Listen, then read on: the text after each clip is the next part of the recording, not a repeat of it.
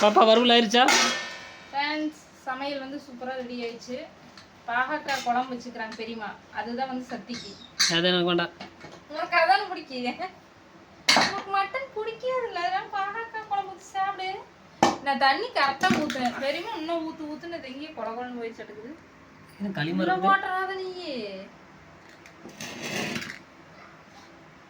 வந்துட்டாங்க விளையாடுறதுக்கு. சாப்பாடு வச்சேன். இங்க பாருங்க, சூப்பரா இருக்குதா, செம்மையா இருக்குதா. வேண்டியாமா இப்போ அப்படி சாப்பாடு. வாங்க ஃப்ரெண்ட்ஸ், மட்டன் வறுவலுக்கும் சேராம மட்டன் குழம்புக்கும் சேராம ஒரு டிஷ்ஷு வாரு. கரெக்டாக அந்த தண்ணி ஊற்றிருந்தேன். இந்த பெரியமாட்ட ஏன்தான் கேட்டனுங்க வேறு களி கிண்டி வைக்க வச்சிருச்சு. இதில் வேற நம்மளை சொல்லு அதிகமாக ஊற்றிட்டியா, கரண்டி வேற எடுக்கல. ஃபஸ்ட்டு சாப்பாட்டை போட்டு ஆற வைப்போம். எனக்கு வந்து இந்த சாப்பாட்டில் மேலே இருக்கிற சாப்பாடு தான் முடியும். ஏன்னா நல்லா கொஞ்சம் பழம். ஏ பக்கெட் உதைக்காத பாப்பா. தெரியுமாங்க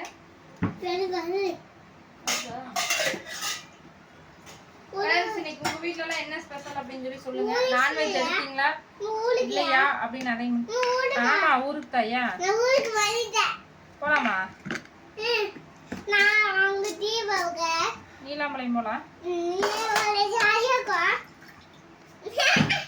ஆனா பக்கெட் போட உடச்சிடாத. சீ உடைச்சிடாத.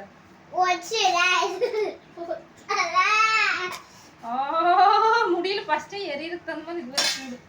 ஓகேங்க ஃப்ரெண்ட்ஸ், வாங்க நம்ம வீட்டில் இருந்து மட்டன் குழம்பு ரெடி ஆயிடுச்சு, சாப்பாடு ரெடி ஆயிடுச்சு. சூடாக சாப்பிட்லாம் வாங்க. இப்போ டைம் பார்த்தீங்கன்னா 4 மணி ஆயிடுச்சு.